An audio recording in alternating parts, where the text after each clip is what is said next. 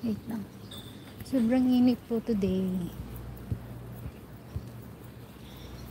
Andis na naman po tayo. Tayo po pupunta na naman kay Lola. At atin na po na naman siyang aakayin palabas upang kumain. After niyang kumain, and then after niya kumain, sabi nito, uwi ko ulit siya sa bahay niya. Tapos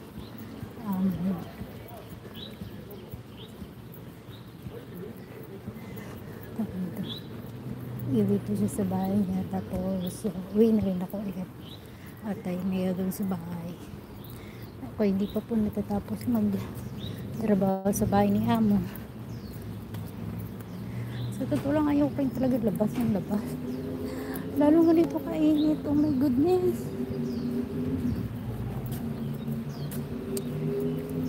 sobrang init po talaga, promise. Nakakatamad lumabas. Ano pa tayong magagawa, utos niya.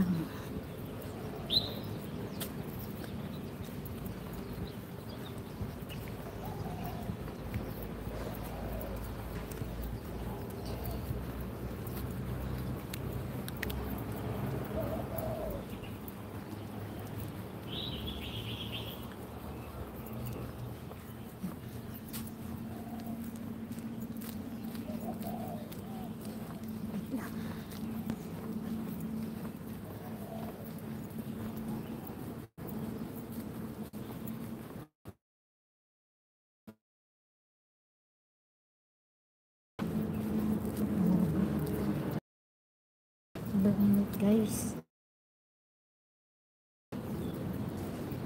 Grabe. Anong sakit sa ulo.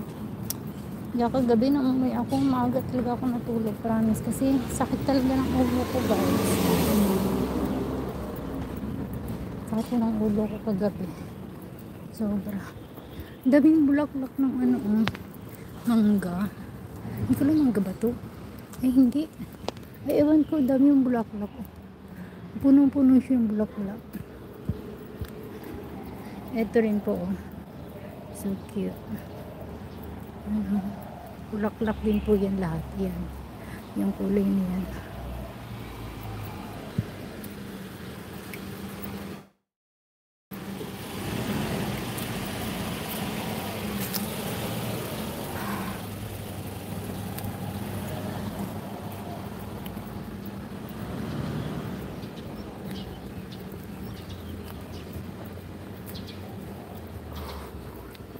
Init talaga, guys. Sobra.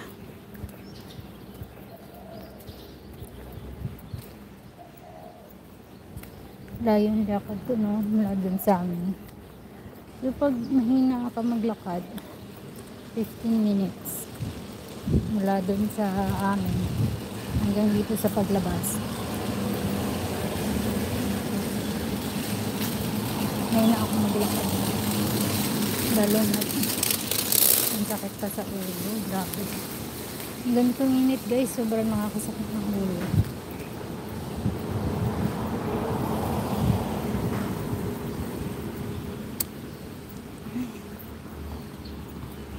Ito na po yung napit na ako sa gate. Nakalala ko dun sa rooftop namin. Grabe. Siguro dahil sa init yun.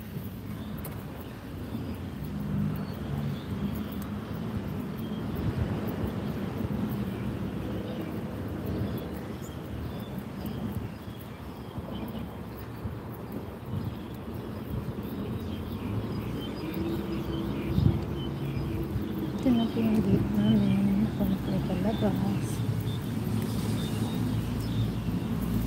Ayun. May bus.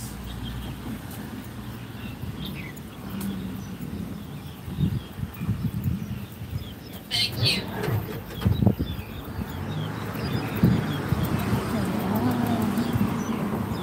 Tayo po ay nandito na at nag-aabang ng sasakyan.